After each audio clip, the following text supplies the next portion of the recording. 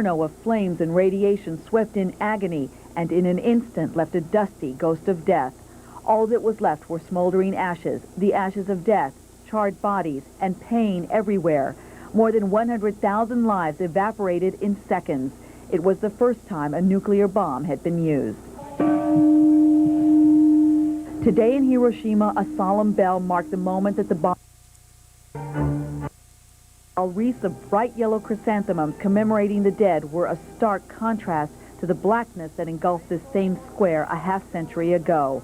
In commemoration, glowing lanterns were sent adrift a river that 50 years ago today was filled with corpses.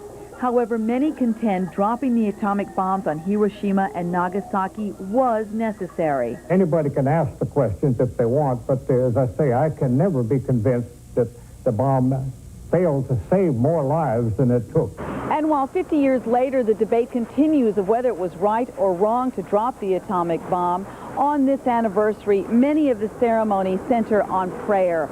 Prayer for the dead, the survivors, their families, and prayer for the future, a future of peace. Here in New York, a small group gathered in front of an Upper West Side Buddhist temple to commemorate the Hiroshima-Nagasaki bombings. Here they prayed in front of a statue of a Buddhist monk. This statue stood in Hiroshima just a mile and a half from the center of the blast.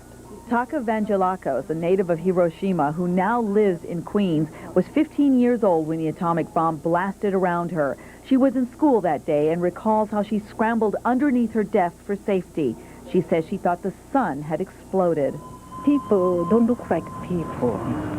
All black, and the skin was hanging, and our skin of the arm was just removed the glove and hung by the nails. You know, it came, whole thing slipped off, and the skin just peeled away. Yes, just the whole thing came off, and we didn't understand what was going on. Taka's two sisters, ages 8 and 13, were killed by the bomb. After the vigil, the group marched in a silent peace walk to Riverside Church for more prayers. In just 3 days, many of the prayers will be evoked once more on the anniversary of the bombing of Nagasaki. Debra Quintana, Channel 11, News at 10.